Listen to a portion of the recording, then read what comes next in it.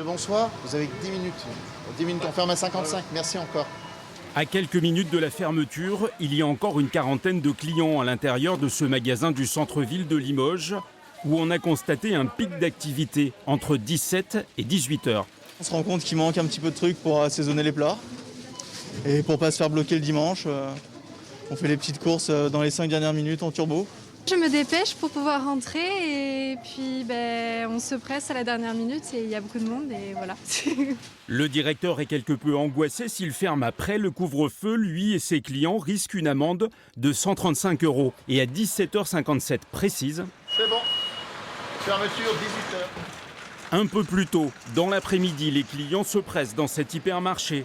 Un flux continu tout au long de la journée, pas d'heure creuse. C'est le changement principal après l'annonce du couvre-feu à 18h. Ceux qui avaient l'habitude de faire leurs courses tardivement changent leurs habitudes. Fini souvent à 17h30, 18h.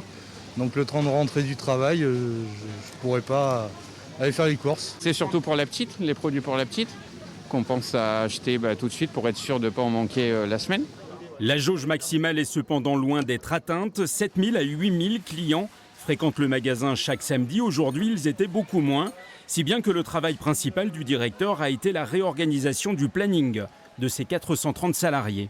Le premier confinement, tout le monde se jetait sur les pâtes, l'essuie-tout, le papier toilette, toute farine, sucre, etc., tous les produits de base. Et donc on était complètement dévalisés en quelques heures. Et puis maintenant, il n'y a pas de stockage en prévision d'eux. Les gens font leurs courses normalement. Ils ont arrêté de stocker démesurément, quoi.